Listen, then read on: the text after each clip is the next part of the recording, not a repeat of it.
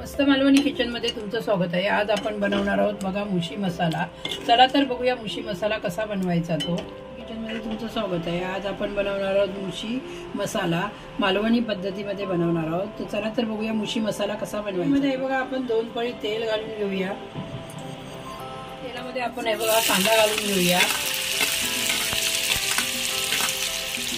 4 ते 5 कढीपत्त्याची पानं घालून घेते।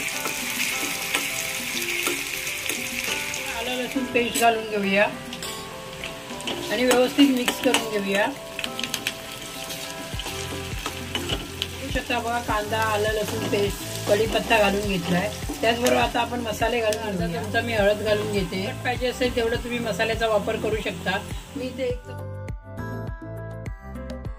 इथे मी 1.5 चमचा मसाल्याचा वापर केला। व्यवस्थित भाजून घेऊया तेलामध्ये। 1 वाटी मी मालवणी वाटण घेतलंय, तेही त्यामध्ये घालून घेते।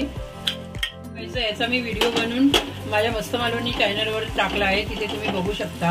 हे मी वाटण कसं बनवलंय ते मालवणी पद्धतीमध्ये। तर तुम्ही बघू शकता, हे बघा आपलं वाटण तेलामध्ये एकदम मसाल्यामध्ये व्यवस्थित भाजून घ्यायचं आहे आपल्याला।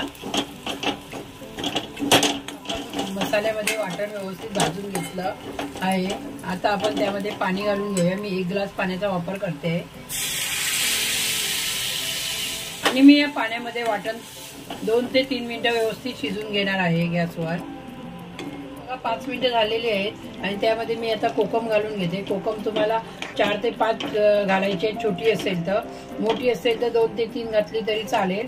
आणि आता आपण व्यवस्थित मिक्स करून कोकम परत आपण 5 ते 10 मिनिटं शिजून घेऊया। आपण मीठ घालून घेऊया आणि 10 मिनिटं आता वापस आहे आणि आता आपण 10 मिनिटं व्यवस्थित शिजून घेऊया मीडियम गॅसवरती। आता मी तुम्हाला 10 मिनिटांनी दाखवते। तुम्ही बघू शकता, हे बघा 10 मिनिटं झालेली आहेत आणि आपली बघा मुशी छानपैकी बनवून तयार झालेली आहे। ही मुशी मसाला आहे। तुम्ही तांदळाच्या भाकरीबरोबर, कोणत्याही भाकरीबरोबर किंवा चपातीबरोबर खाऊ शकता। आणि हे बघा 10 ते 15 मिनिटांमध्ये मुशी बनवून तयार होते।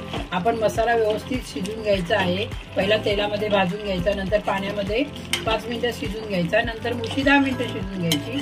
तर हा व्यवस्थित मसाला मुशी बनवून तयार होतो। ही मुशी मसाला बनवून तयार झालेला आहे।